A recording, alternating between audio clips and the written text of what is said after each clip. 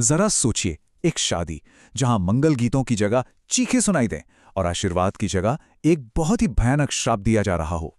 आज हम जिस कहानी की बात करने वाले हैं वो है कुलवधू की।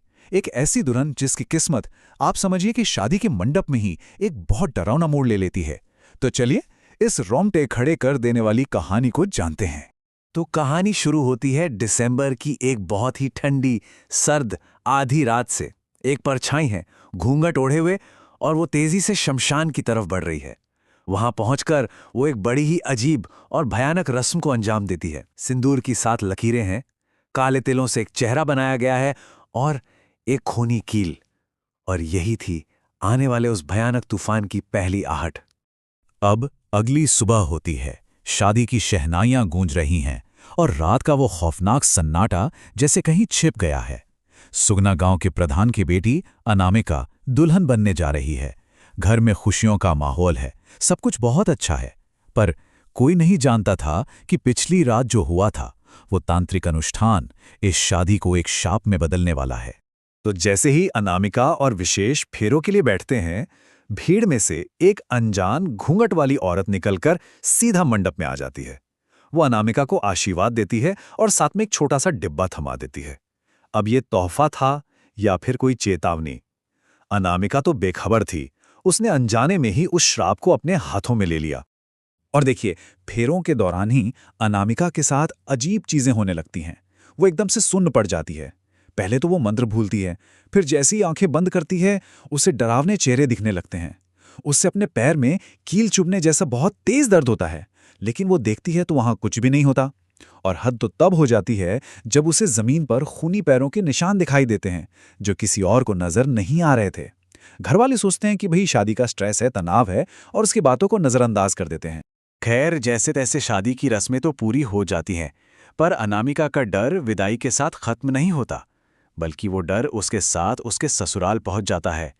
और वहां उसका सामना एक ऐसे सच से होने वाला था जो मतलब किसी भी बुरे सपने से कई गुना ज्यादा डरावना था। सोचिए, दोपहर के 3 बजे हैं, लेकिन जब विशेष अपने कमरे में जाता है तो वहां ऐसा लगता है मानो आधी रात हो गई हो। कमरे में एक अजीब सा, अप्राकृतिक सा अंधेरा और भारी खामोशी थी।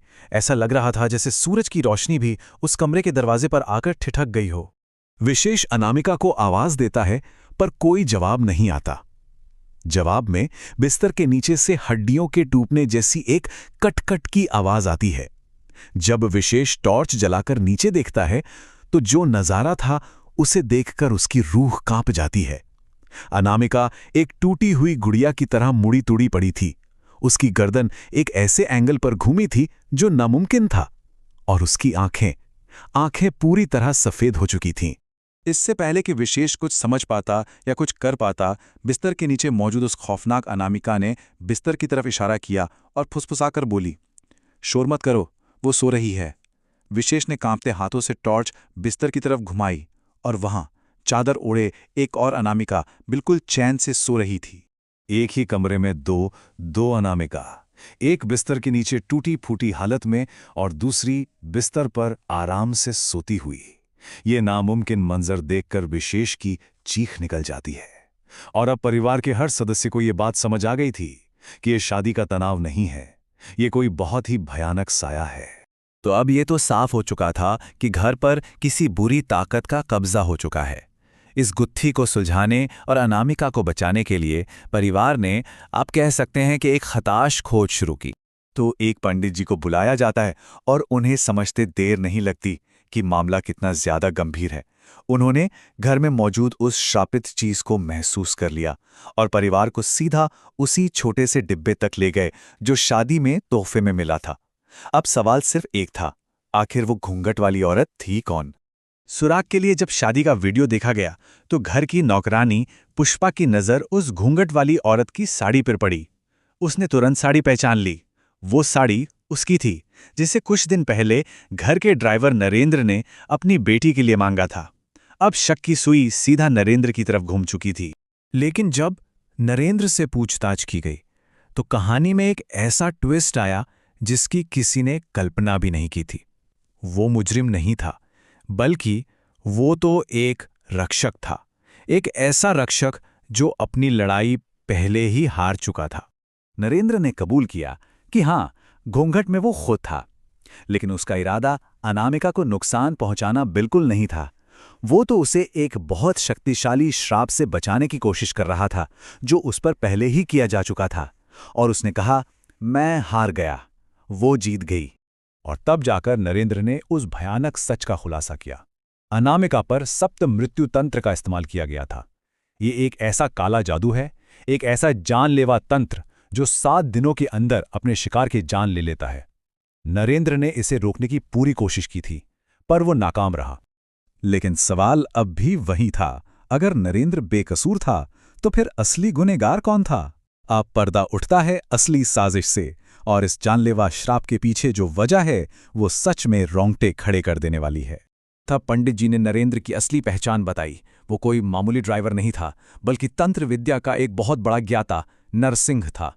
उसने अपनी बेटी शैली को इस काली दुनिया से दूर रखने के लिए अपनी असली पहचान और अपना पूरा अतीत सब कुछ छुपा लिया था। और इस पूरी साजिश के पीछे और कोई नहीं बल्कि नरसिंह की अपनी बेटी शैली थी। वो विशेष से एक तरफा प्यार करती थी, और जब विशेष ने अनामिका को चुना तो शैली इस बात को बर्दाश्त नहीं कर पाई।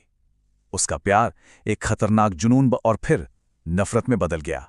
तो बस नफरत और जलन में अंधी होकर शैली ने अपने ही पिता की तांत्रिक शक्तियों वाली किताब चुरा ली। उसने धोखे से अनामिका के शादी के जोड़े का एक टुकड़ा हासिल किया और उसी का इस्तेमाल करके अपनी होने वाली भाभी पर वो जानलेवा सप्त मृत्यु तंत्र कर दिया।